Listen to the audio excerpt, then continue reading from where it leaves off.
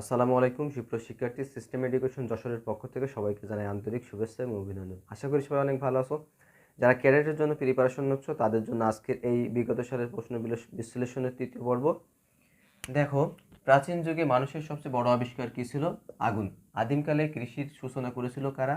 মেয়েরা। হজরত মোহাম্মদ সাল্লাল্লাহু আলাইহি সাল্লামকে আলামিন কেন বলা হতো? হজরত মোহাম্মদ সাল্লাল্লাহু আলাইহি সাল্লাম এর সত্যবাদিতার জন্য।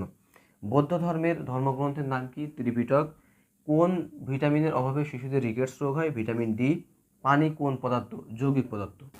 পৃথিবীর ছাদ নামে পরিচিত কোন মালভূমি? পামিল মালভূমি। এশিয়ার কোন অংশের জনসংখ্যার ঘনত্ব সবচেয়ে বেশি? দক্ষিণ পূর্ব অংশের জনসংখ্যার ঘনত্ব সবচেয়ে বেশি।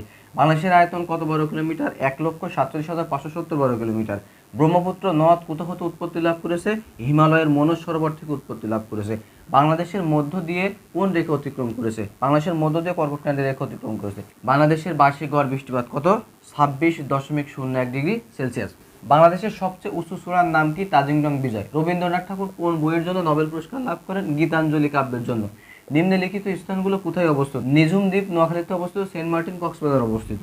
নিচের সংস্থাগুলোর পূর্ণরূপ কি? দেখো, সার্কের পূর্ণরূপ South Asian Association for Regional Cooperation. BF এর পূর্ণরূপ কি? বাংলাদেশ এয়ারফোর্স।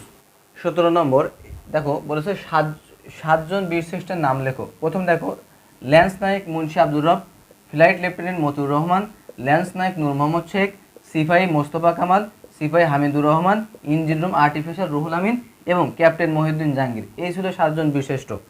দেখো, এখানে আমাদের বুদ্ধিমত্তা ভিত্তিক যে প্রশ্ন 18 নম্বর, নিচের চিত্র বা সংখ্যা সংক্রান্ত প্রশ্নগুলো উত্তর দাও। ক নম্বর দেখো, বলেছে যে কোন সংখ্যাটি বেমানান। দেখো, 5, 7, 9, 13, 17, 23, 29 আছে। তার ভিতরে এখানে দেখো এই যে 9 সংখ্যাটা কিন্তু যৌগিক সংখ্যা। তার মানে 9 বাদে 5, 7, 13, 17, 23, 29 এগুলো সব কি মৌলিক সংখ্যা আছে। তো এগুলো কি সংখ্যা আছে? সবগুলো হচ্ছে মৌলিক সংখ্যা। তারকা চিহ্নিত স্থানে কোন অক্ষরটি বসবে? তারকা চিহ্নিত স্থানে এই জায়গায় কোন অক্ষরটি বসবে? দেখো, এখানে ইউ আছে, আই, ই, এ।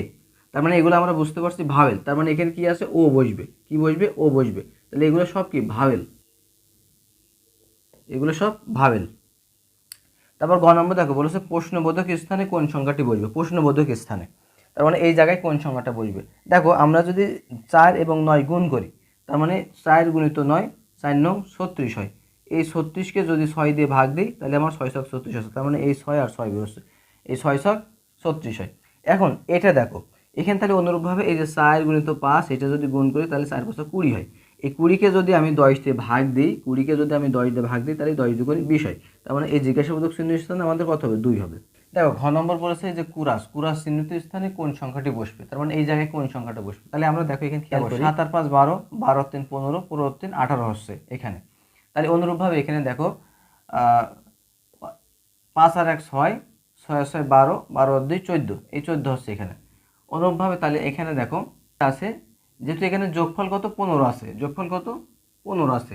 তাহলে এখানে আমার এই 7, 3 আর 2 এটা যোগ করব। যোগ করে যা হবে 15 সাথে বিয়োগ করলে এখানকার সংখ্যাটা পাওয়া যাবে। তাহলে 7 আর 3 10, 10 আর 2 12।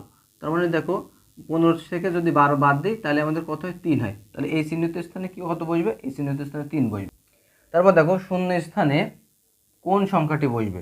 শূন্য স্থান বলতে এখানে এই যে জিজ্ঞাসাবোধক চিহ্ন, এই যে কোন সংখ্যাটা বসবে। দেখো, আমরা একটু খেয়াল করি যে এই যে 2, 2 এর এই পাশে দেখো 2 দুগুণে 4, 7 দুগুণে 14, তাহলে 13 দুগুণে 26।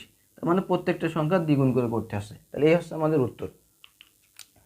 তো আশা করা যায় তোমরা বিগত সালের প্রশ্ন বিশ্লেষণগুলো বুঝতে পারছো।